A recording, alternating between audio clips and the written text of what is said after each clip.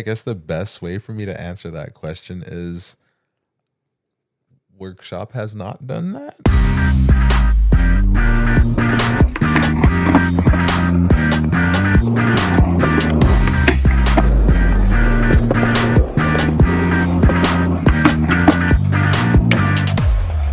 Bigspin Podcast. Thanks so much for tuning back in. I am Chris, FB.Christopher, Facebook.Christopher, whatever you want to call me. You are you, and I'm here with the man behind Workshop Fingerboards, based out of Claremont, California, Correct. LA. Correct. Yep. Brendan, welcome to the Bigspin Podcast. Thank you. Thank you. I said it. Did you catch it? The Bigspin Podcast. I had to do it. We're renaming the pod officially for this pod. The Big Skin Podcast. The Bigspin Podcast. So Pause on the good. big skin. Yeah. This is going to be a special episode. Obviously, we got the workshop deck episode. We've been trying to get this done forever, and I blame myself. But we're here now. But we're here now. We're here now. Thank you for not roasting me right there. Oh, yeah. I was expecting you to just full on just roast me on that. No, not at all. We're ready for it. Well, thank you for being on the pod. Obviously, The Big Skin Podcast. the Big Skin Pod. Yeah. Obviously, there's so many times that we've talked to like brands that have been around forever and ever and ever, decades. But it's important to also highlight the brands that are, like, with respect, like relatively new, younger brands. Yeah, sure. I figure you're on your way to being a legendary brand. You know what I mean? So I wanted to bring you on. I wanted to highlight workshop decks and get started. Nice, dude. Let's do this. Cool. I want to give our listeners some context as to where we are now. I know they can't see what we're looking at, but give us a brief overview. Other than we're just in Claremont, Right. Where are we right now? What are we looking at? I would have been so bland. Like, yeah, so we're in a room in Claremont. Just give everyone the coordinates. Right. Drop a pin. Yeah. So pretty much we're in, I guess it's like my man cave. I've got like a gaming desk that I kind of also do some editing on. I've got like a fingerboard table and 3D printer. Well, you built this, by the way. It's a nice Yeah. fingerboard table. Yeah, so I actually the people at Home Depot know me very well, and it's always funny going in there and kind of explaining to them what I'm going to be building next. I was going to ask, yeah, because usually I'd say, like, I think Jake and I went one time and I told him I was building a dollhouse.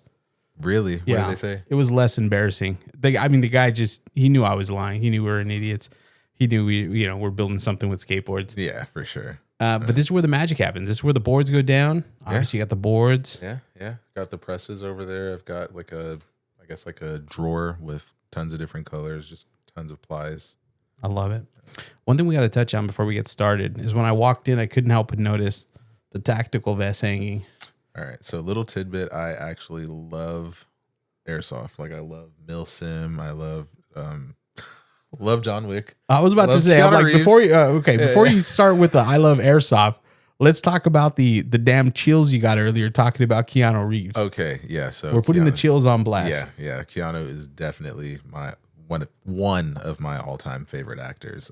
Denzel would probably be just right. What's your favorite Denzel movie? Ooh. The fact that you didn't say Training Day immediately. No, I feel like that's like super cliche and people. It is. Man on Fire is crazy too. Dude with Dakota Fanning. Come on, bro. And they ended up doing what was the movie? Oh my God, he's McCall. Yeah, his name is McCall, and he's dude. What's the name? I just watched it the other day. The third one where they're like in Italy, and dude, it's such a good movie. Okay, don't leave me hanging out here to dry. What's the name of the movie? I could not tell you. Oh my God. I could not tell you. That was the name. I just know the first one was life changing. Dude, Man on Fire. If you haven't seen it, go check it out. Really good. Favorite Keanu movie? Ooh. No, that's a tough one. There's so many. Unpopular opinion. I'm gonna say Speed. Speed was really good though. Speed is crazy. Speed was insane. Sandra Bullock in that movie's crazy. Yeah.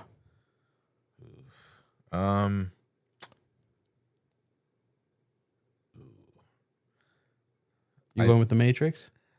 Okay, so 20. Okay, like 21 through 25-year-old me would for sure be like, yeah, Matrix for sure. But hell yeah, like older me, definitely John Wick for sure. Hell yeah, John Wick specifically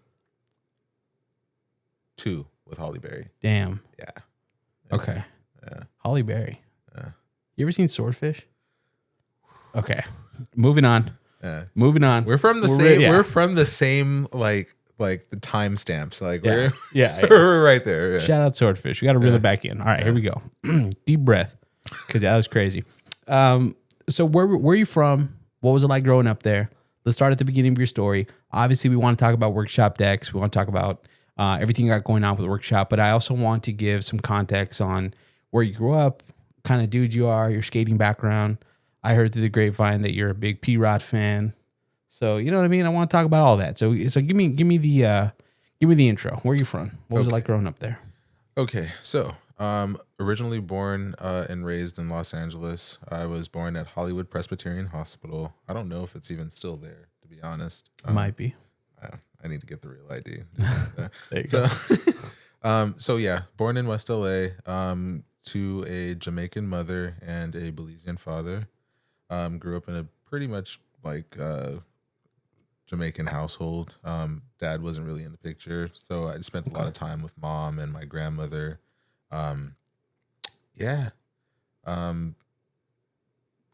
Grew up listening to like a lot of reggae music. Hell yeah. Eating a lot of obviously Jamaican food.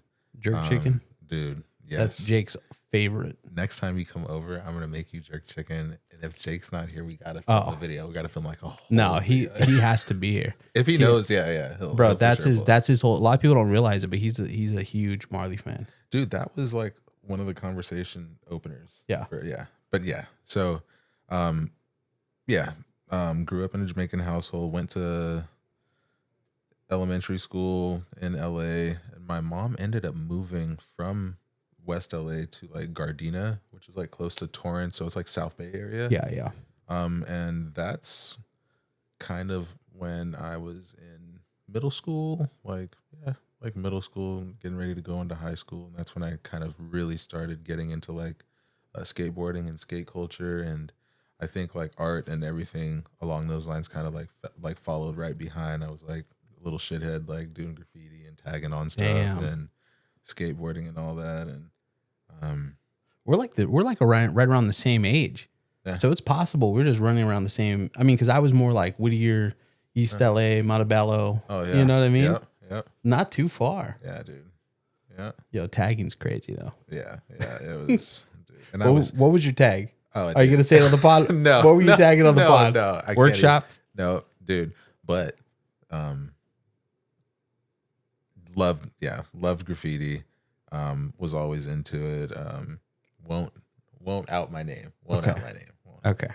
But we already outed one name tonight. Yeah. The rap name. Oh, dude. We'll get there. Oh God. We'll get to that point. God, no. The rapper name's crazy. Yeah, we'll dive into a little bit of the rapping. But so not we're gonna have to restart the entire pod talking about Keanu Reeves and your rap career. Dude. Crazy. As far as for like growing up, like what kind of kid were you? Obviously, we know you were the tagger type, the hooligan type. Were you into sports, creative stuff, something entirely different? How would you describe yourself as a kid? Well, earlier, like adolescent, I was a very timid kid. I was real to myself, and partially because of like the upbringing, like family. It wasn't until like I was exposed to more things like in like middle school. Yeah. But yeah, I kind of stuck to myself, played Super Nintendo a lot, played PlayStation when that first came out. Hell yeah. Totally aging myself. But yeah, I saw when the Super Nintendo dropped. I saw when the PlayStation dropped. I remember. It was a good time. That's great. You remember a game called Killer Instinct? Oh. Right? Bro, I'm glad we gotta do like a non-workshop pod where we just talk about it's gonna happen. Yeah, because Killer Instinct, that game was insane. Okay, there's a shop in Claremont. I think it's called Upper Level or Lower Levels. I have to take you by there, dude. All retro video gaming stuff. Like you can find just about anything there. We got to do it. Yeah. Okay. After we have plans for another day. Yeah. Okay, right. So let me stay on task. So grew up household, timid, video games kid. Okay, so How did skating come into the picture, right? Because obviously for a lot of people, skating is like the gateway to fingerboarding. Oh, yeah. You know what I mean? It sounds like in your case, that was definitely what it's kind of leading towards. So to talk to me about skateboarding, when did that come into the picture and what was that like for you? Okay, so I first got introduced to a skateboard by my older cousin Ryan, and dude, and when I was first introduced to it, I was really young, and even when I like saw what he was doing, I was like, oh, okay, this is cool, but I didn't get into it and like try to start doing kickflips and shit. But Right. at that time, I must have been like maybe, I don't know, maybe like 8 or 9. Okay. Then, fast forward, moving to Gardena middle school. That's when I saw a lot of kids like actually like wearing skate shoes and like having like skate shirts and, the boards. And I was like, dude, these boards look sick. These don't look like the ones that are at Walmart. And I was like, all right. The Walmart boards hit though. Dude. They hit. For the time being, until you got roasted for skate. Yeah, because the neighborhood that I was in was unforgiving. Yeah, the kids seeing you rolling around, yeah, they'll probably feel bad and like give me their skateboard. Like, bro, like, yeah. The Walmart ones are pretty wild. But you know what? Shout out Walmart for those black ramps. Dude. Remember those? Yo, I think everyone has just like went super gnarly off one at some point. I've done a lot of stupid shit on those ramps. Oh, for sure. And they had like no traction. So we've all had that one where like you take just off like really sliding fast. off. Yeah. On the cousin's bike. Dude. You know what I mean? And the seats like super high and like arched forward that for no reason. For no reason. It's funny that we all had that cousin with like the chrome bike with the weird seat. Dude. A lot of pain in those stories. Oh yeah. What was your first pro skateboard like? So obviously, like we talked about the Walmart ones, right? Mm-hmm. But it's different when you get your first pro board. Mm-hmm. Just like fingerboarding, like when you finally upgrade from like a tech deck or just like something a little bit more, not as like, I guess, pro. Mm-hmm. There's definitely like this big jump in like, holy shit, this feels crazy. What was your first skateboard like? Do you remember the brands of the boards and stuff? Yeah. So when I was living in Gardena, there was a shop called Board Sports. And it was like our local shop, and sucks they're not, around anymore. But yeah, so the first board I got was an actual shop board, and I want to say it was like Venture Trucks and probably like Richta wheels or something like that. Yeah. But it was like, I remember it was like a royal blue board, and the Board Sports, it was like a small word graphic that was like along the side of it. Do you remember a brand called Shove It that made links? Yeah. Damn. Yeah. No one remembers that. Ooh, whoops, sorry. It's all right. No one remembers that. I just feel like those were. I did a lot of Baker boards. My first board was a Birdhouse, but I did a lot of Baker boards. But after when you snap a couple boards and they're like $40-$50 each, my mom was like, yeah, no. And she's like, so it was like a lot of blank boards towards the end, a lot of Shove-Its. Yeah. I knew I can get away with blanks for sure, but like a graphic deck where it's like $55. Yeah. My mom was like, and my mom, like, one, being an adult, and then two, being from a completely different place. Yeah. That at the time skateboarding just didn't even exist. Yeah. She's like, what the fuck? Like, I'm spending how much on this board? Yeah. It's a piece of wood. Taking it out. You're messing it up. She's not understanding that I'm using it. Like, yeah. I'm getting my usage out of it. Yeah. All she's seeing is like ripped up shoes and like, what? I just spent X amount of dollars on these shoes and you're messing them up already. And what are you going to wear to school? What are you going to, like, these ones? No, I can't have you going to school looking like that. I know. With all the shoe goo off to the side. Dude, my mom hated that. She like loved it, and she would drive us to skate spots and stuff, but she was not cool with the shoe goo. Yeah, and it would just be like a thick, just like slap, like clear beef jerky. Yep. On your shoe, the beef jerky. That's crazy. On your shoe though. That's crazy. Actually, you walk around with like your one foot with like the hole in the sock. You ever get that? Yes. Dude. And then like your toe, like just like kind of like sticking out like doctor. Yeah. Doing the little fancy pinky out the shoe. Yep. Damn, man. What was your favorite brand? Favorite skateboard brand? Back then? Back then and now. I'd imagine it's changed. Okay. So girl back then. Now. That's proper. Oof. Now. Real. Damn. Okay. I could see that. I could see that. I love real boards. Specifically Ashad, he has Ashad is nuts. Bro. Nuts. Bro. Twin tail. So he has like this really sick twin tail shape, and I love that. Like I've tried it once, and I'm like, okay. Every time I have the option to get a real board, like an Ashad board, I'll get that. Right now, I think I have like a chocolate board, which funny story. If it gets to it, there'll be a segue into it. Later. I'm sure we'll find a way. Yeah. We'll find our way. But yeah, so I still love all the skate brands that I grew up, like fancying and like, Girl, Chocolate. Hell yeah. Favorite pro skater? Then and now. It's tough. Put it this way: who was your go-to Tony Hawk character? At the time, Kareem Campbell probably. Okay, I would pick Kareem Campbell. I like that. If I had to choose back then, favorite skateboarder, definitely Paul Rodriguez.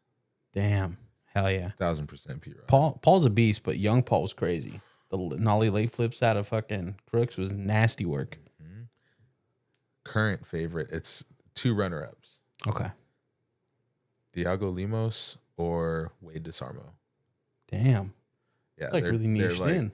They're very very like flip outs. Yeah. Like I love like technical skateboarding. Oh, for sure. I enjoy like watching like handrails and like fucking gnarly ass bangers, but like, technical like flip 100%. It's like what? No, 100%. I feel like even fingerboarding, I prefer that as well. Like real tech led stuff. Skateboarding for me was Luan. Flip, yeah. Dude, I was there at the Street League when he did the switch big heel. Yeah, Luan Oliver. Yeah, hell yeah, dude. He's on a different level. He's not. Dude, ever since he left Nike, though, it broke my heart. When he left Nike SB for what is it? Kariyama? Something like that. I think he left for Kariyama. And it broke my heart. Now his feet look super clunky, not stylish. Oh, sorry, Luan. Still my favorite. Still one of my faves, but it is what it is. The Nike plug was hella solid, bro. Yeah, the Nike SB was solid. Yeah. Stop that, Jankowski's. No. Come on now. Damn. As far as for skateboarding, when you were growing up, was it always more of a hobby thing, or did it ever feel kind of like I want to go pro? Like how serious was skateboarding to you? I think every kid growing up skateboarding, there's one point in their life where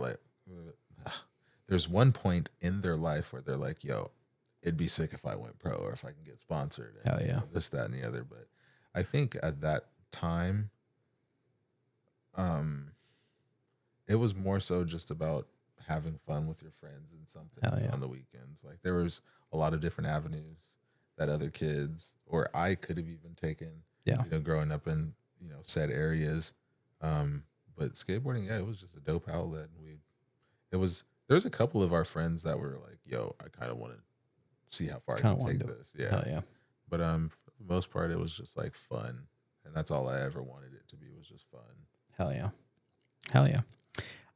Transitioning from skateboarding to fingerboarding, a question that we usually ask on the pod is if skateboarding was never a part of someone's upbringing, do you think that they're able to fully, love and appreciate all things fingerboarding? Yeah. Okay. Yeah, I think so. Good answer. Because, fingerboarding's fucking sick. Yeah. It's fun as shit. It looks dope. Like, it's fun.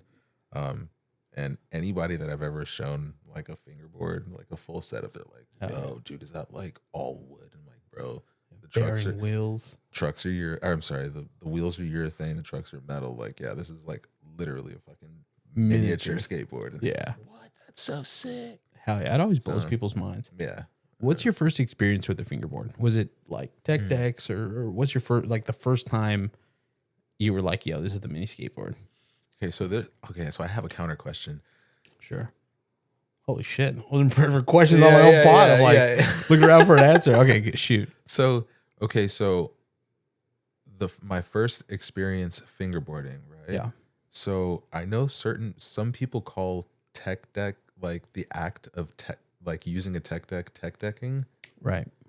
So are we talking about me using like my first ever just like miniature skateboarding on my finger, miniature skateboard on my finger? Are we talking like actual wooden fingerboard or just like the We're first time talking ever? first time ever. All So right. yeah, Middle tech school, days. middle school for sure.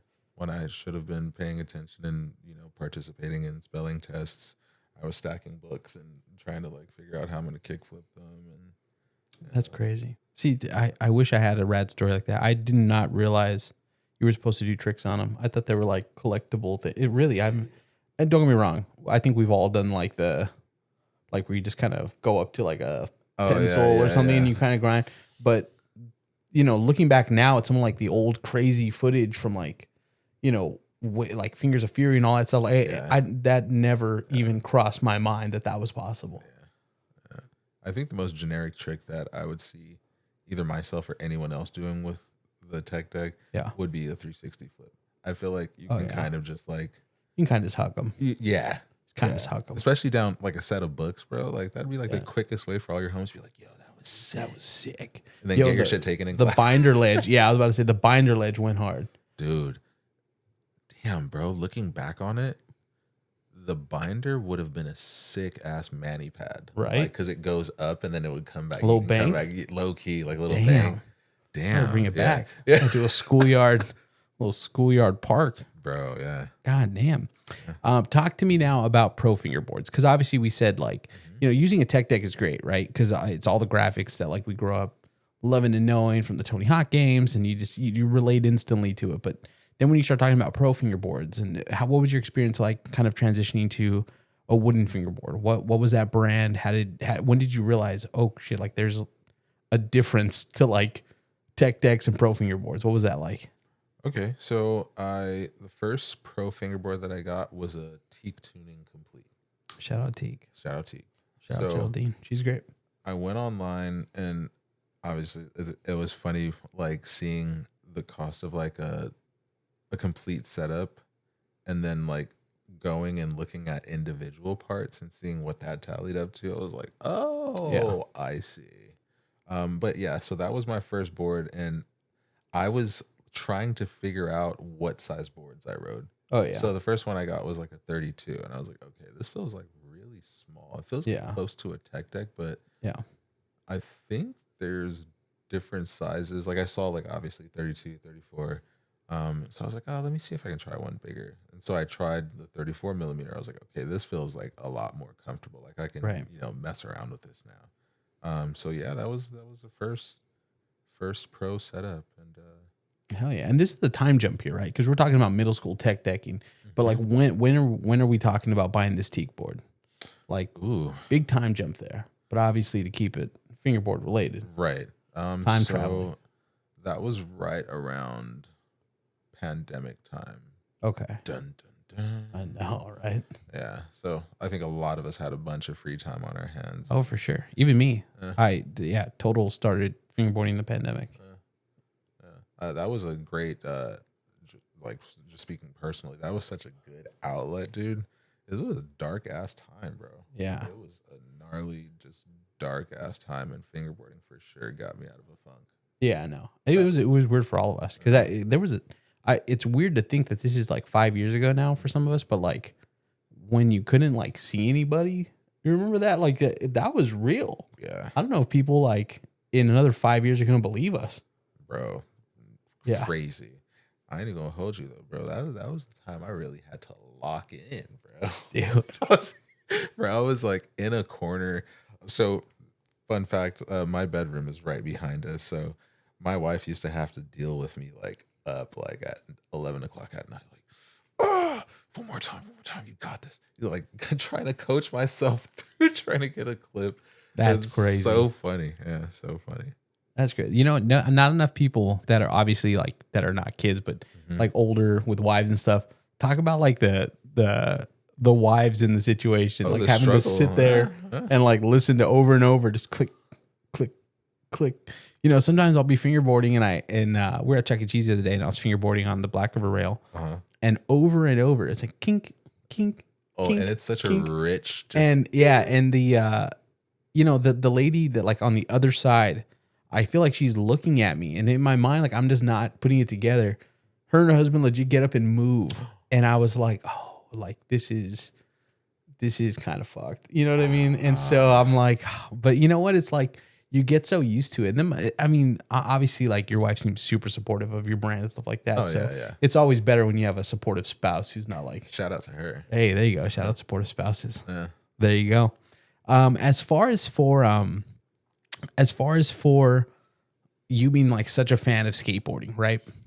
And not to jump too far ahead to like start talking about workshop yet, because granted, like we're still kind of in the fingerboard era of like learning and stuff like that. But how big of like when you did decide to start your brand, how important was it, or maybe not important, was it to kind of tie in skateboarding? Because from the outside looking in, like from your graphics and even like the quality of your boards and stuff, it feels very skateboard oriented.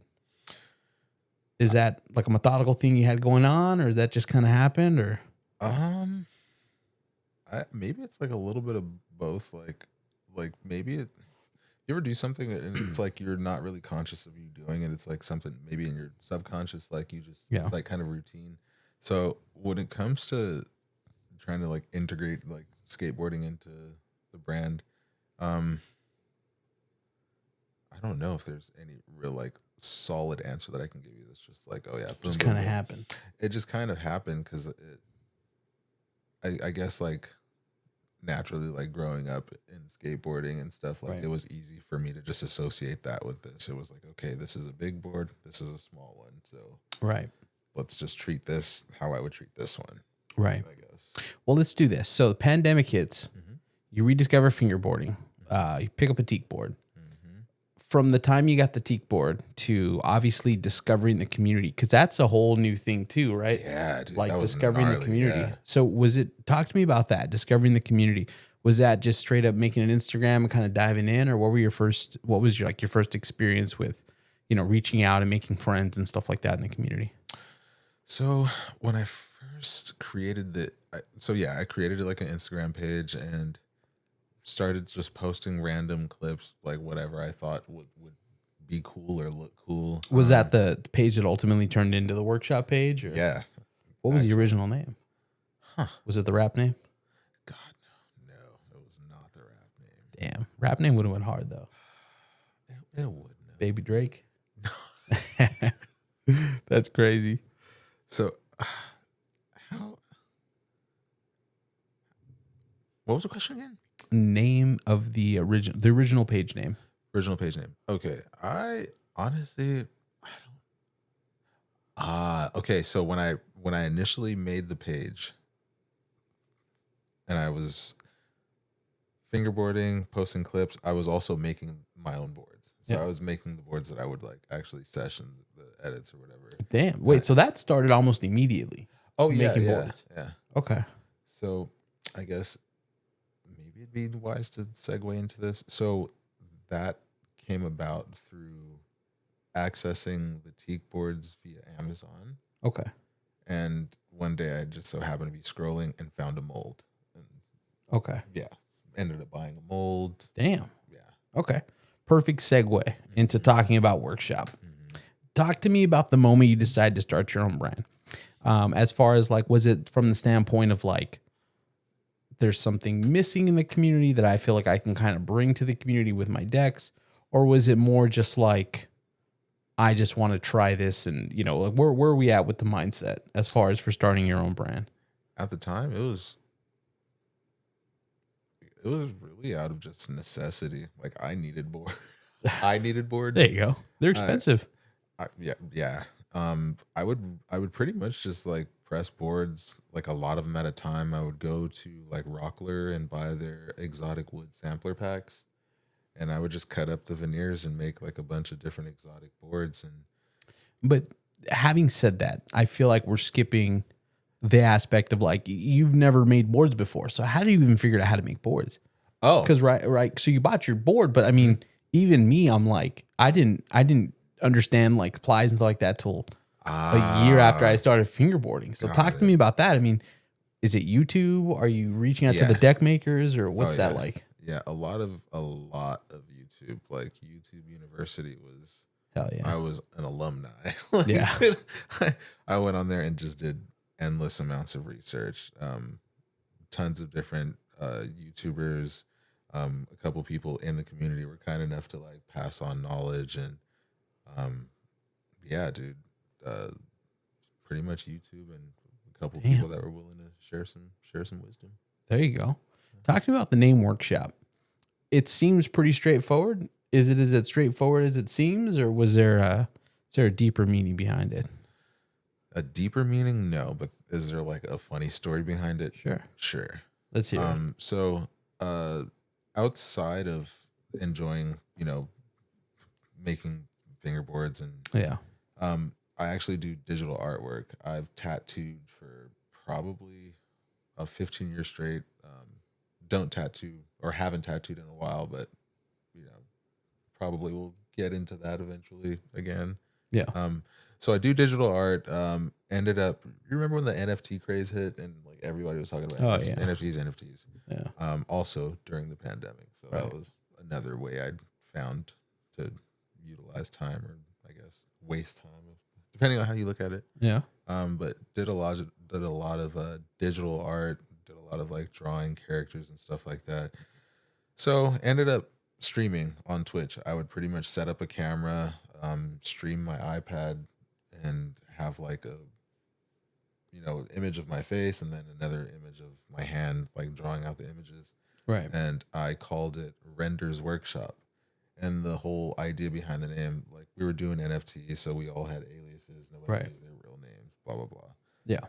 So I used render because it was the word used to explain the act of like finishing off something or finishing out, whether it be like data or art or whatever, rendering out music. So I was like, oh, this is cool. I'll just use that. So yeah, it was called Render's Workshop. And yeah, I eventually stopped doing the digital art and the NFT stuff. That kind of like took a shit, and still really liked the name and decided to drop the render and just call it Workshop. Damn. Okay, there you go. Dude, speaking of tattoos, random question. Have you done any of your own tattoos? How many tattoos do you have?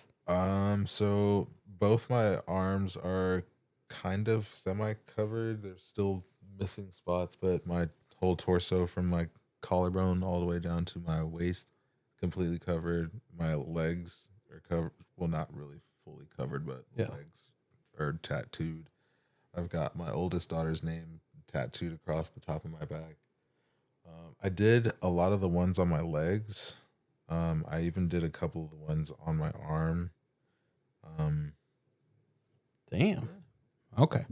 Sorry for the random segue there into tattoo talk. Oh no. But so obviously we got the name now, right? Launching the brand. We talked about how you were on YouTube and you're watching videos, because that's kind of the hardest part, right? It's like it's easy to be like, yeah, I just want to make boards and stuff like that, but like learning how to do it is the craziest part. Talk to me about the graphics though, because that's usually the hardest part. Figuring out how to get heat transfers. Was that also? Yeah, talk to me about that. Bring the mic a little closer, bro. That we need the Barry White voice. That was probably the hardest thing I had to figure out. That's crazy. That's crazy, actually.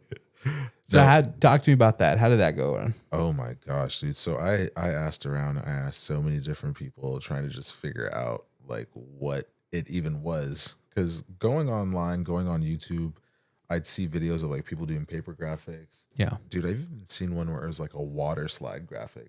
Believe it or not, like you wet the actual image, lay it on the surface, and you just like kind of like use your thumb and slide it off. Yeah, no. It reminds me too much of like taking off a Band-Aid after going in the swimming pool or something. Yeah. So asked a couple people and started gaining some head. They're like, yeah, dude, they're pretty much the same transfers you use for a skateboard. I'm like, all right, well, where do I get those from? Right. And somebody laced me, and all they said was Alibaba. Yeah. So in case you're wondering, Alibaba. Go on Alibaba. There you go. Skateboard heat transfers, and just obviously don't just click on the first one. Do your research, but yes, yeah. I like that. Now, given the fact that you do all the art for a workshop and you had that whole like doing art for NFTs and stuff like that, any opinion you would like to share on fingerboard brands using AI for their board graphics or logos and stuff? So my viewpoint on using AI, I think that it's okay to an extent, Okay. as long as you use it as a tool as opposed to just fully using it as like a crutch to lean on. I think that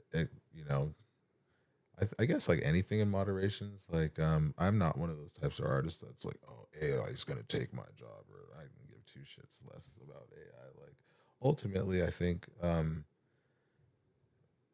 okay, so for an art collector, right?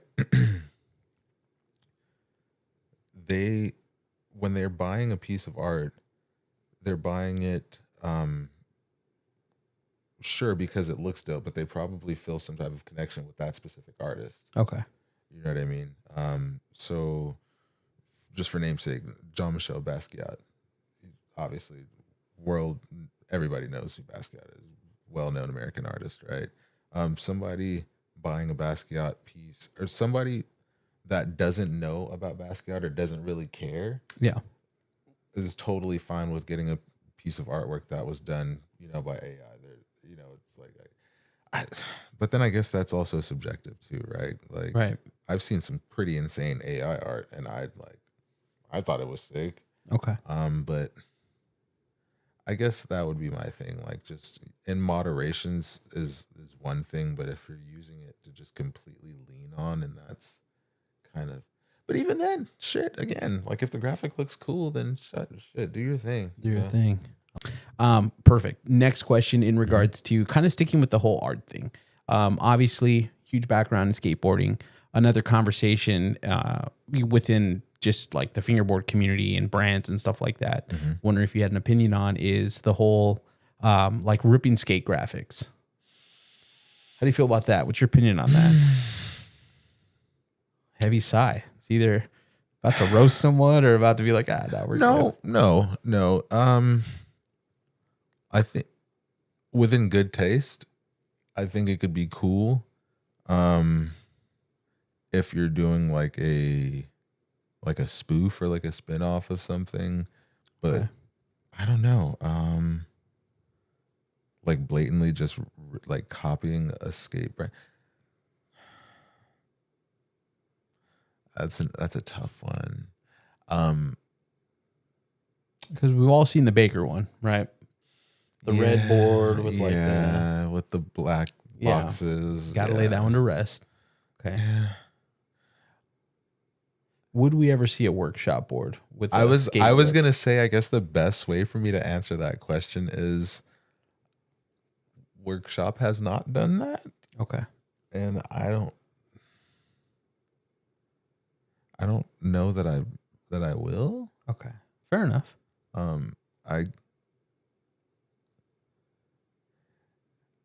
Okay, so imagine being a little kid and being into skateboarding, right? Okay. You're wanting a pro deck. Right. Like now you have the ability to create that graphic and you can have whatever pro deck or graphic you want. Yeah.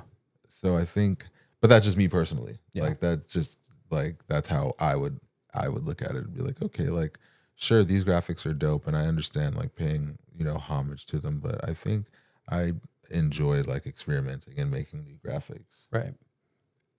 I like that. And do you do the graphics fully on your own for workshop, or do you have like a team writer and stuff that kind of helps out, or like where does inspiration come from the graphics? Okay, so for the car stuff, it's a buddy of mine. Well, now who's a buddy of mine, but I met him on Instagram, just randomly happened to be scrolling and found somebody that was really sick at doing like car graphics. And another side note, love JDM, love any type of Japanese car, whether it be Hondas, Nissans, whatever. Found him. So he does all of the car graphics, JP60 on Instagram.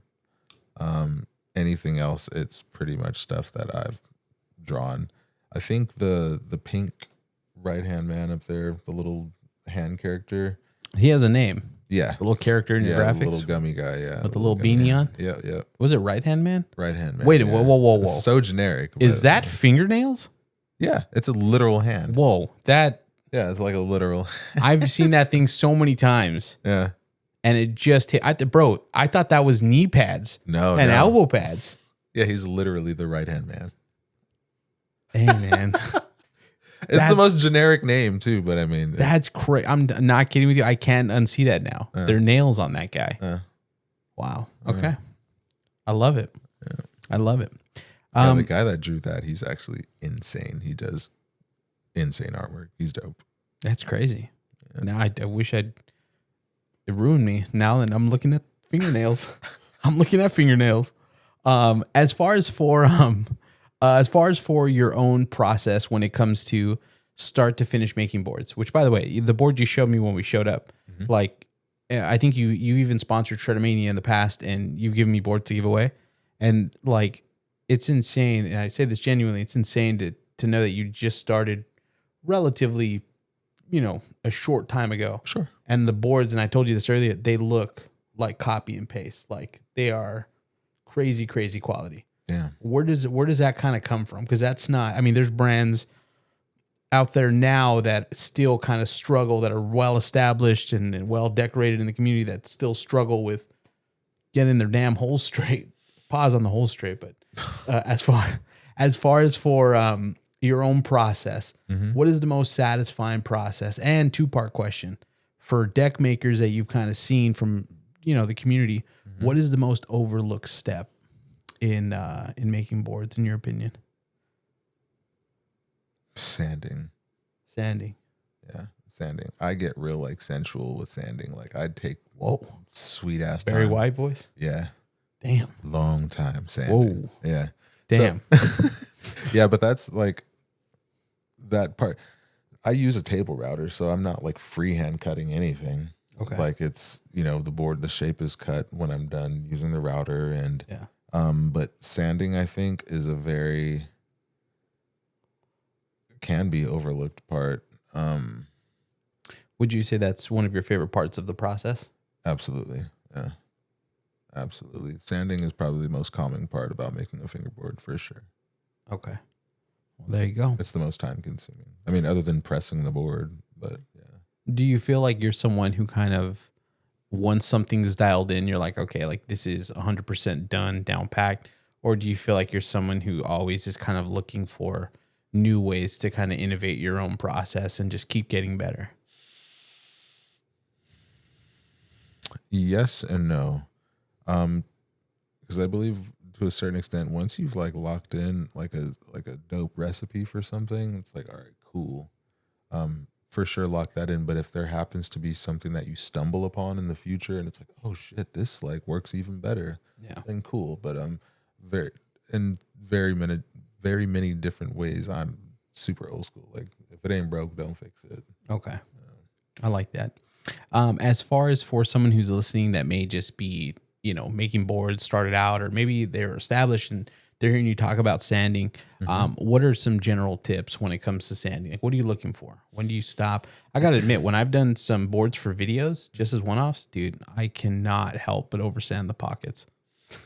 You got to get familiar with different grits. Certain grits are specific for whatever it is you're trying to do with the board. How many sandpapers grits does a workshop board go through? Per deck? Yeah. Well, it goes from three different grits. Okay. So, am I sharing? Go ahead. Okay. So, for the beveling of the edges, I usually use 220, and I'll literally cut little credit card sized rectangles, and I'll roll it up so that it's a cylinder. Yeah. And I'll just hold the board, and it's super easy to just kind of lightly sand off the edges. Stroke off the I mean, yeah, that's essentially what you're doing. When you were pause on the, okay. So we're stroke game crazy. Yeah, I was about to say stroking the board. Crazy. But stroking decks is crazy. Nasty work. That's nasty crazy. work. All right. But so I'll usually hit it with that first, right? And get all the edges pretty much knocked down. It'll almost look like is that an octagon? It'll pretty much look like an octagon, like a hexagon type of vibe. Okay. And then once I get that knocked down, I'll go in with 400 grit. 400 grit is really nice just to get everything overly smooth. You're not going to run your finger across and feel any grain sticking up or anything like that. And last, I'll use like a 800 grit. I'll use an 800 grit to get it fully smooth, like damn near will slip out of your fingertips smooth. Damn. And then, move on to the spraying and all that good stuff. Hell yeah. Okay. Are there any brands that you can speak to now, just like maybe even a shout out, but brands that you've seen their decks where like those you kind of like aspired to be like, I want my quality to be like this? Or do you kind of feel like you're in your own league? Chems. Chems? Mm-hmm. Hell yeah. Shout out Chems. Chems boards. Yeah. I remember the first time buying a Chems deck, I enjoyed the shape a lot. I liked the graphics, how they were super like vibrant, and it's still like, even like that is a best kept secret type of thing. Like just getting solid graphics where the colors are super vibrant and there's like very low pixelation. And, but yeah, Chems and the laser etching on the top of the board, I thought that shit was fucking plush, dude. I was like, yo, I need to do that shit too.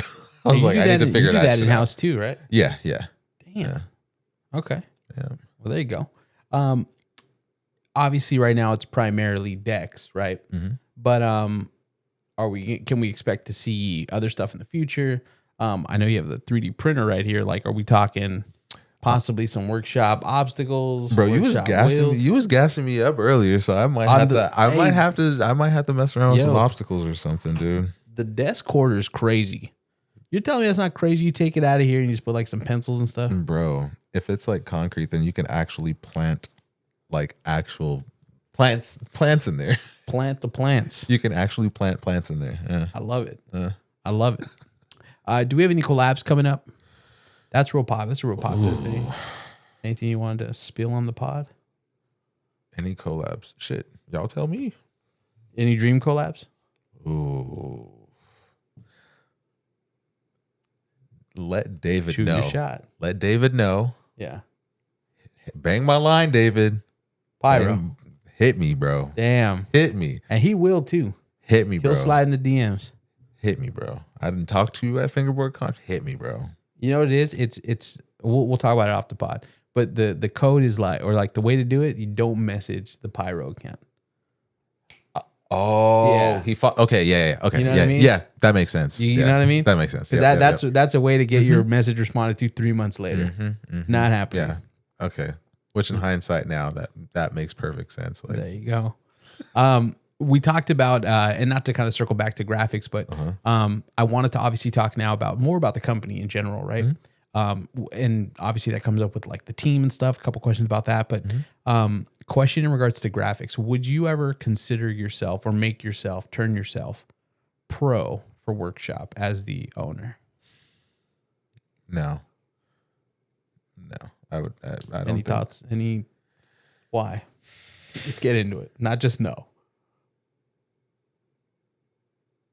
And no disrespect to anybody that does, right? But if this is me speaking from a skateboarder standpoint, because Paul Rodriguez did the same thing with Primitive. Love it. And I love Paul Rodriguez. But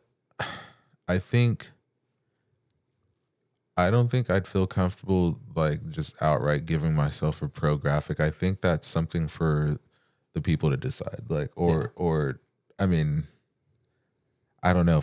I don't know. I feel weird about making my own boards and then being like, you know what? I'm going to give myself pro graphic. That's never been a thought that's like crossed my mind. Sure, there's like a board with my old baby picture on there, but that's never hit the site. Like I would never sell that to anybody. Maybe like a Meet Your Maker board. Fuck, that marketing is like, that marketing was gas. Like a Meet Your Maker real quick. That was fire. Yeah. Hey, you know what I mean? Cool. That could be cool. But yeah, like I don't think I'd ever just be like, yeah, this is my new pro deck. There you go. This is my new pro deck. Yeah, this is the one. Dude. Introducing. The voice is crazy. The Ford commercial at the beginning was crazy. Yeah. Literally considering doing voiceovers now. I'm going to be a voice actor. We got to do and it. make fingerboards, and that's it. Damn. Since we're on the topics of like, I guess you could maybe say like hot topics, right? In regards to turning yourself pro and stuff. Any opinions? Being that you're someone who obviously makes your own decks start to finish. Any opinions on brands that buy their decks pre-made, slap a graphic and slang it? Any opinions? Yeah, good, bad, positive, neutral. No opinion is also an opinion.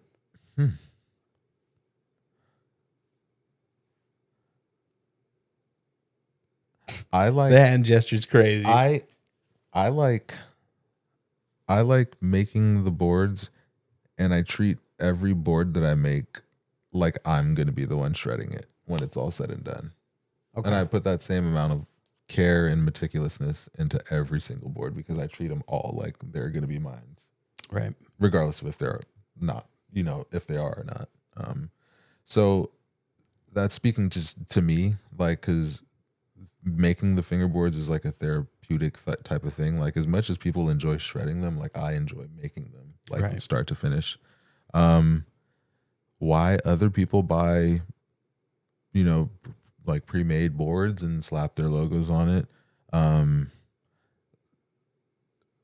is beyond me. That has nothing to do with me. If they do it, like, I don't necessarily see that it's a problem. But me personally, when I'm selling you a workshop board, like I made it, like 100%, 100,000%. Like, I've sourced the wood. I dyed. I'm saying, I'm looking at the damn plies. Yeah, I dyed the wood in house. Like, that was even like a learning curve, and like learning how to do that and understanding like sanding. Like, how long did I sit the veneer in the jar for? Is the pigment fully penetrated? Like, and when I start sanding it, is it going to turn from friggin' plum to lavender? You know what I mean? Like little shit like that. So I like getting, for me, it's like an art project. Okay. So I wouldn't buy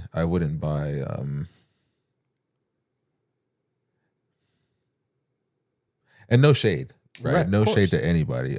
But yeah, I think me personally, I just like making the boards a lot. Okay. I truly love making fingerboards. Yeah. So I couldn't see myself buying them and then stamping my name on them. It was, it's a workshop fingerboard, regardless of if I remember to laser etch the top or not. There you go. As far as for sharing information, right? Because and I asked because a lot of the questions for Ask the Internet, which we'll get to in a minute, a lot of people surprisingly complimented your, the process in which you make boards. A lot of people had questions in regards to the laser engraving. A lot of people, probably like 4 or 5 people, wanted to know tips and tricks on dyeing your plies, and you brought it up right now, and I thought perfect time to kind of segue into that. So how are you about sharing that information? Are you someone that you're totally cool with if a deck maker comes up to you and says, hey, how do you do this? Or are you more like, I learned on my own, so you got to learn on your own? Okay, so that depends, because there's been a couple instances where it was just like,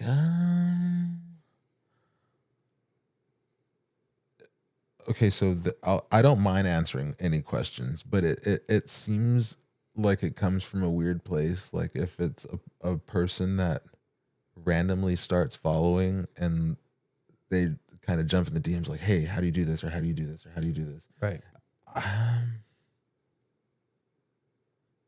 I think the interaction would feel more genuine if it was a person that just appreciated the craft, and over time we're like, hey, would you happen to but that's also based on like different interactions, right? Like, some interactions might be different than others, and some people might come off a little bit more pushy than others. But as far as sharing knowledge, that's not something I ever plan on gatekeeping. At the end of the day, dude,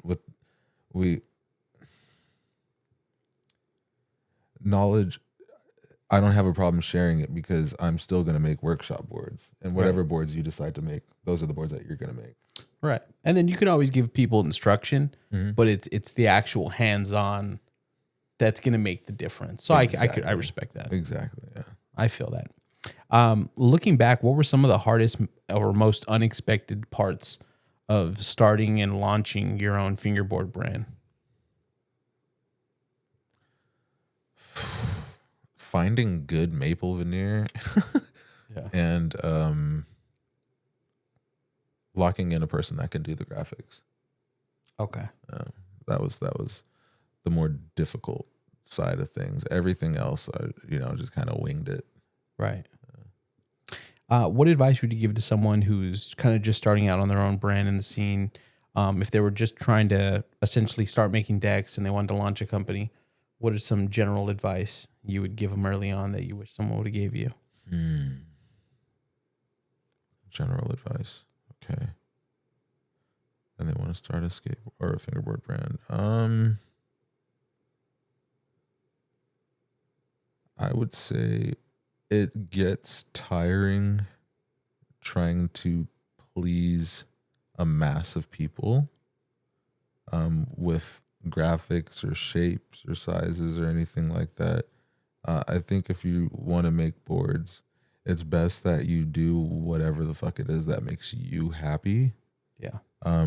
Because at the end of the day, bro, if you make a product that you're truly proud of, there's a million other people in the world, right? And there's a handful of them that are probably just like you, bro. So do what makes you happy. Make shit that you like. Make shit that you want to ride. And there's other people that are eventually going to find out about you and like it also, and they're too going to want to ride those boards. And Oh yeah. I like that. What are some strategies or philosophies you can speak to that you kind of like impose on your own brand to keep it feeling innovative and fresh in a community with new deck brands that sprout up every couple of days or weeks? Like what's your overall game plan to keep Workshop feeling like itself, like its own unique brand?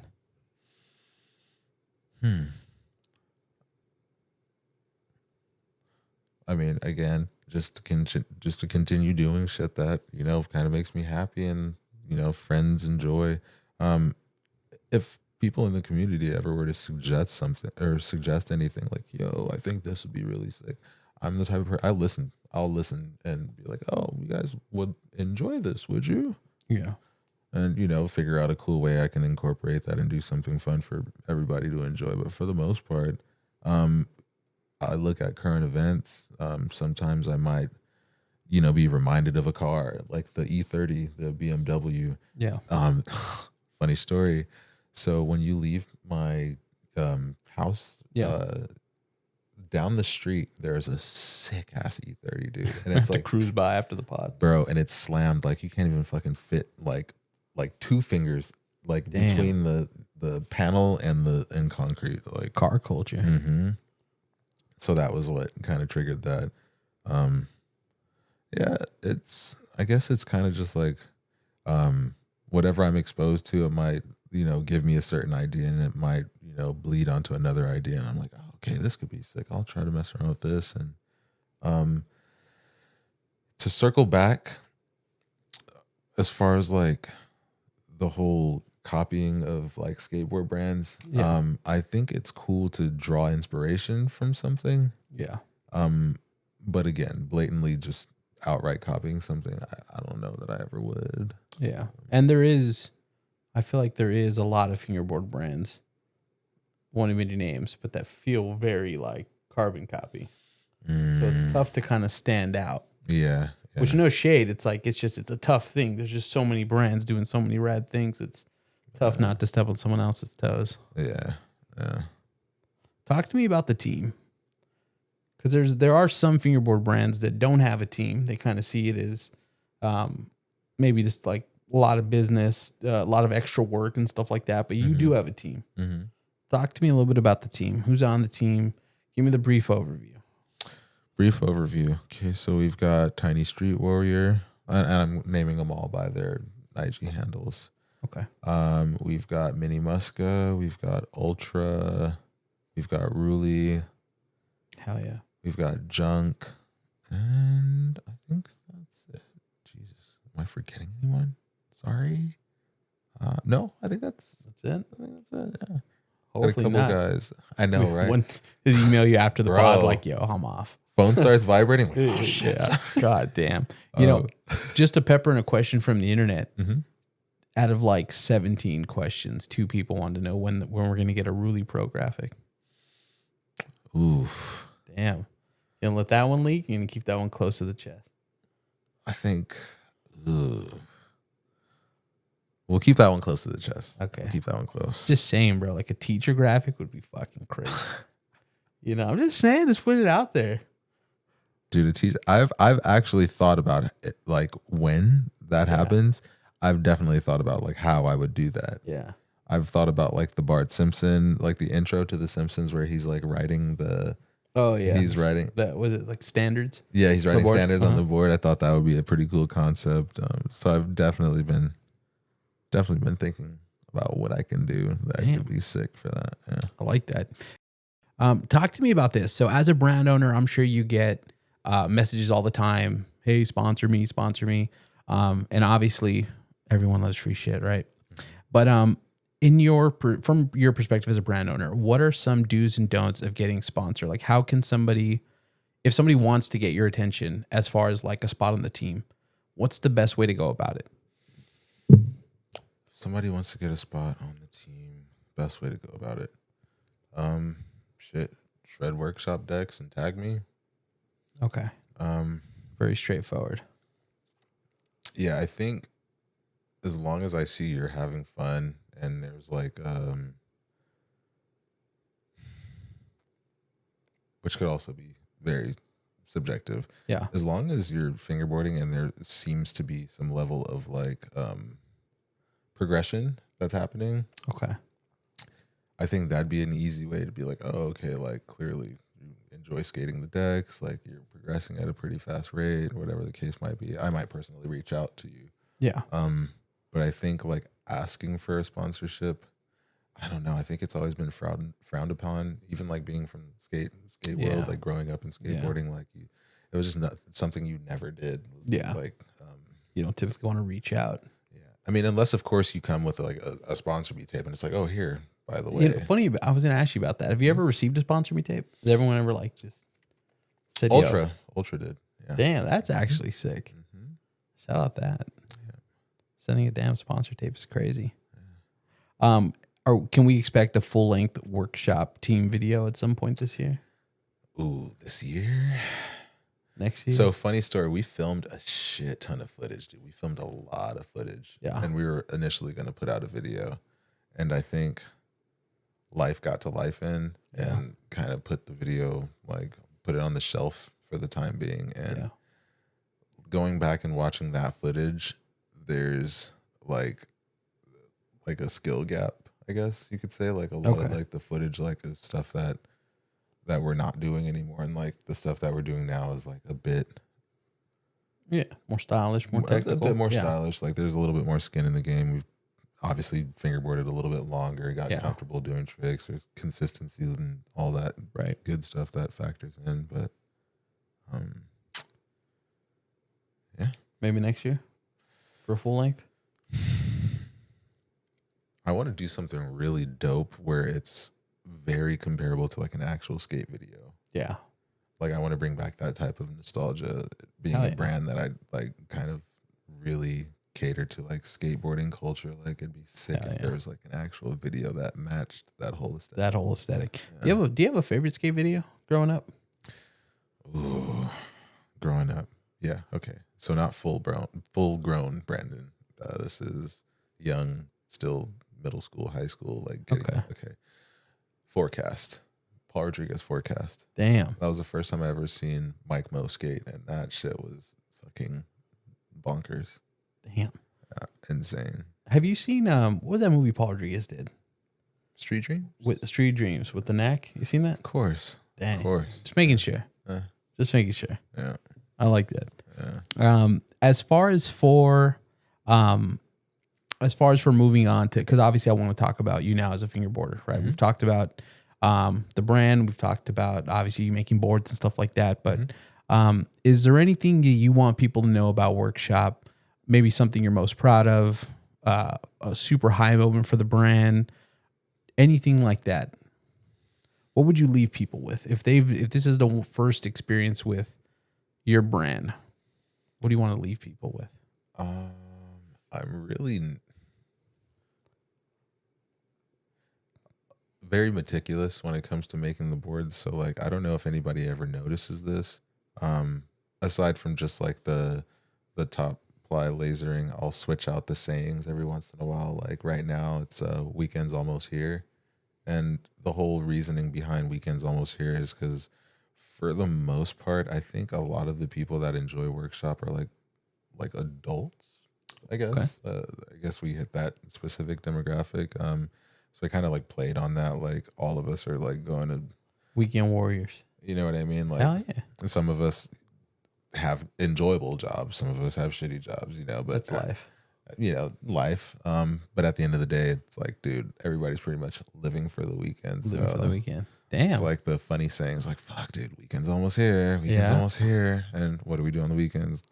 Meet up with the homies, fingerboard, shred, do the family stuff. And Hell so, yeah. So, yeah. And the plies. So, if no one's ever noticed it before, a lot of times, depending on like how crazy like the graphic is or how many colors are in the graphic, I'll choose 3 of the primaries and I'll make sure to include that as the 3 middle plies. So the top and the bottom will be just a regular, just natural maple. Yeah. And then 3 middle plies. Like say if it's the soda pop one. Yeah. It'll be a purple ply on the bottom, obviously, and then in the center, I'll try to incorporate whatever color is on the actual graphic. So, Yeah, so you really are thinking this shit through. Trying to.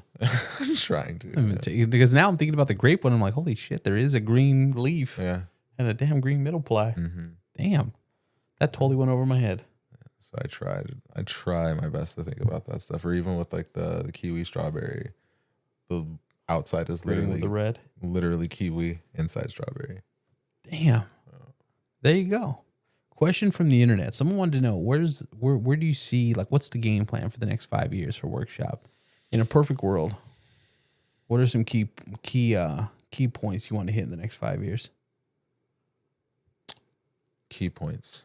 Okay, so like essentially like milestones. Yeah, milestones for the brand. I guess keep making cool boards that people can appreciate. People have been asking me about like apparel, so I think that's something that I'll probably dive into also is like shirts and things of that nature. Long run, I'll leave it at I'll say it as plain. Long run, it'll be cool to have a space for me to be able to press boards other than my room or other than inside my house. It'd be cool to not sand boards in my garage when it's like 100 degrees outside. Oh yeah. It'd be cool to have a bunch of parks so that people can fucking shred them if they wanted to. A little workshop warehouse. Whoa. Workshop warehouse is crazy. Mm-hmm. So, baby steps, I guess. Baby steps for now, but there you go. Another random question from the internet before we dive into some more is, are we going to get a workshop shop sesh at Slush Cult anytime soon? Ooh, anytime soon? You let me know, Clay. That's what I'm saying. Just look directly at Clay. So he's watching on YouTube. Just be like, Clay, you let me know. You let me know. You slide in the DMs. Hey. They're open. It goes down in the DMs. They're open. It goes down in the DMs. There you go. You got to say with the Barry White voice. It goes down in the DMs. Damn.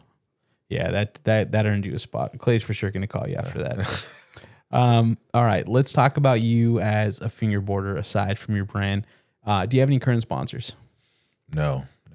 Any dream sponsors? Shoot your shot right now. Sheesh.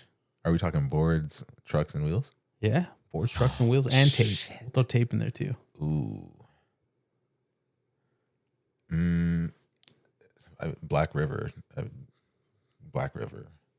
trucks. Mm-hmm. Pyro wheels. Damn, shout out David. Slide in the DMs along with Clay. Boards.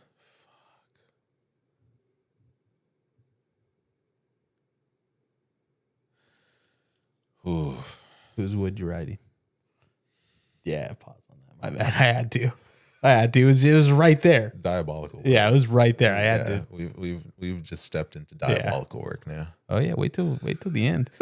Wait till the end. Wait till the end. Dude, what board you riding? Fuck. Okay.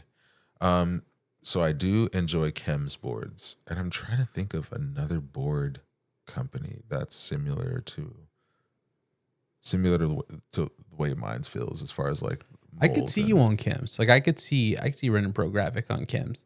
Like I almost feel like some of your graphics are very like reminiscent of like the cartooniness of chems. I could see that. I like that for you. I do like chems. Scythe, D-Face, my homeboy, he makes boards. He's pretty dope. Hell yeah.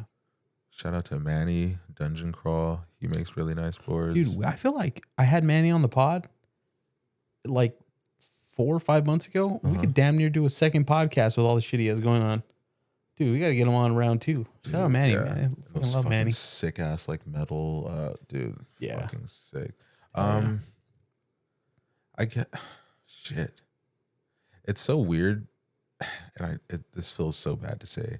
I don't even have enough experience with other boards for me to be like, yo, this is the brand. Like, only other one that I could really think of that I actually like the shapes. Shout out to Stefan Devise. Ooh, that's a classic. Yo, he's been Stefan, doing it forever. I didn't talk to you a couple times, bro. So if you happen to see this, bro, get That's what I'm saying. my Slide in the DMs, bro. Right behind Clayton David. Yo, I can see a Brendan Devise deck. That'd be sick. I mean, Stefan's the GOAT. Because I see you have some Devise boards. You ever just sit and look at a Devise board and you kind of think like, God damn, a machine did not make this. Yeah, they're nice. You know what I mean? They're nice. It's crazy. And he's such a sweet dude. He's so kind. We Just love like, Stefan. Dude, he's such a great guy. We love Stefan. Yeah. I want to get him back on the pod. We just got to make it work. Just make sure I'm there so I can just like sit in a corner and just like bask in his excellence. So we just gas him up. We'll do a pod where we just gas him the entire time. Bro, he'd probably glaze him the entire time. I don't know how he'd handle that, dude. He's such a modest dude too. Yeah. Honestly, he would get super red. Yeah. We just glaze him the entire time. Pause on the glazing, Stefan. What's currently on your playlist? Currently on my playlist. I hand you the metaphorical aux chord right now. What are you putting on? Ooh. Damn. I feel so terrible. Playboy Cardi. Is one. What else is another one? Who's runner up to Playboy? Ooh. I think I would have to like actually look at my Apple Music right now and see what like the last few things that Let me see really quick. All right. While you're doing that, Drake or Kendrick? Oh my gosh. Got to do it. Drake Zulu. or Kendrick? Zulu's another one that I've been listening to. If you haven't heard of them, they're a sick hardcore band. Shout out Zulu, but don't change the subject, okay? Drake or Kendrick? Because now that you try to change the subject, now I'm really interested. Okay. Younger me, Drake. Married with 3 kids. Fucking bills and yeah. Kendrick. Life. Kendrick. Yeah. Kendrick. 100%. Yeah. Okay. I respect that. I respect that. It's like the easiest. I hate that. That's like the easiest way for me to make a comparison, but it works. Yeah. Black River Dynamic. Sorry, Scott. Black River for sure. Black River or Delhi? Sorry, Sydney. Still Black River? Black River. Okay. We'll go with it. What's your favorite Taylor Swift song? We are never getting back together. All right. Yeah. I don't know the name of it, but I don't either. But I appreciate you singing it though. Yeah. I'm trying to think who else sang on That's the pod. the easiest way for me to like remember what the song is. Like I have to sing the lyrics. I want to say Manny sang on the pod. Okay. Maybe.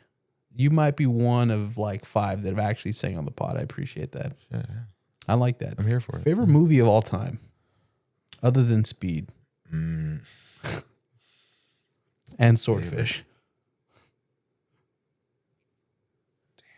Favorite movie of all time. I didn't realize you were such a movie buff, and here we were like 20 minutes into talking about movies. Like, if you could put on any movie right now, what are we watching? Kill Bill. Kill Bill. Was not expecting that. Quentin Tarantino is my favorite. And Jordan Peele is another one of my favorite directors. Oh, hell yeah. And Kugler.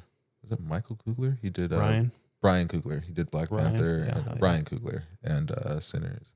Yeah, but those three guys are definitely top favorite directors and producers. But yeah, Kill Bill would have to be at the top. Damn. Her whole story was insane, bro. She got If you haven't seen Kill Bill, then fuck. I'm so sorry. I'm so sorry. I love that. There you go. Let's do questions from the internet, if that's cool with you. A lot of them we've already answered. Oh, the internet is undefeated. The internet's undefeated. We've already answered a bunch of them. So this is where we're going to do the questions from the internet. I'll give you the question, and you just kind of hit me with a short answer. Not looking for long answers. Short answers. Favorite graphic you've ever released? Akira, the Mitsuru graphic. Hell yeah. Are those like licensed or is that like possibly we're getting sued? The Dragon Ball. Oh, sorry. Okay. All right. Moving on. Never mind. That was great. That was great.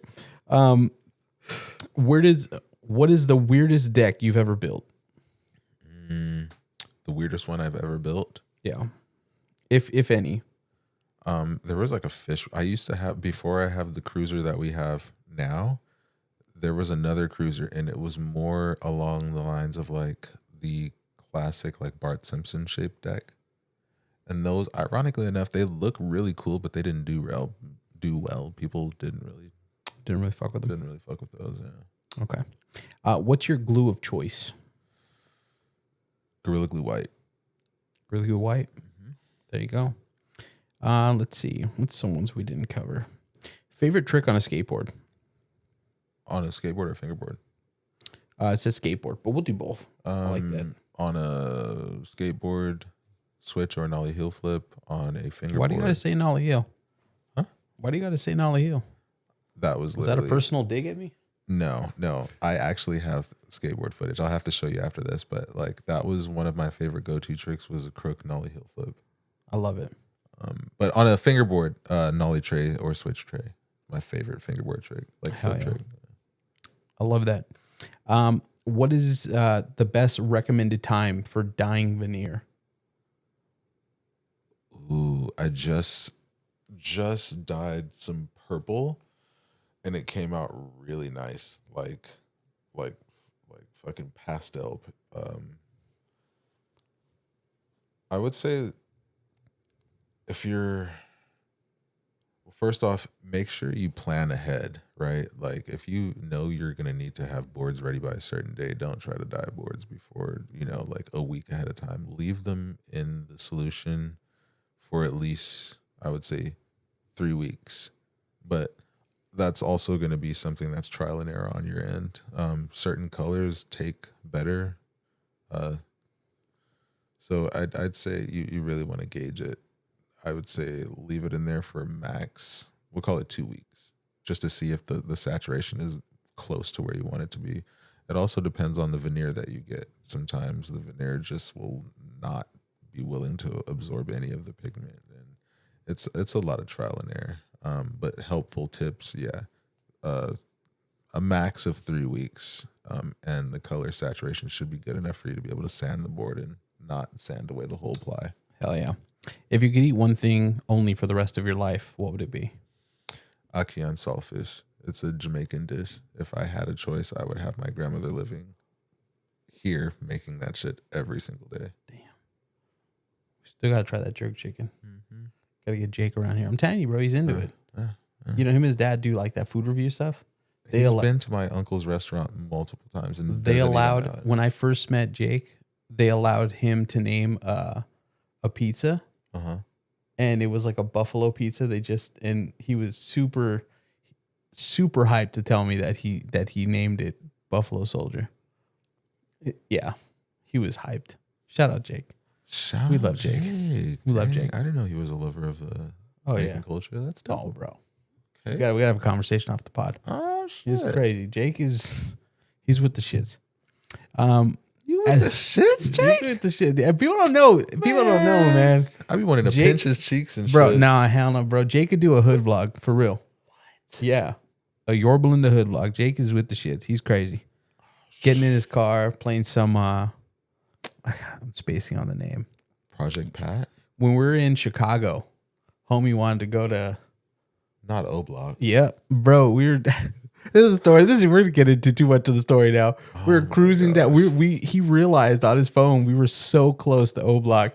He's like, fuck it, let's just go. Let's just go. Why not? Like, just bumping Vaughn in the car. Yeah, it's crazy. People don't know. People don't know that Jake is like. Oh, he really on that type of time. Oh, bro, demon time. Right now, demon time. All right. Last question from the internet. Any more traveling for the year? Someone said it was super cool to see you at Fingerboard Con. Any more traveling for the year or next year in regards to fingerboarding? When is Fingerboard Con next year? April. I'll be traveling in April. Damn, like that? It was fun. I I'll be there enjoyed too. myself. Oh, well, even more of a reason to go then. So I'll have somebody to bullshit with. That's what I'm saying. Hopefully I remember it this time. Fuck.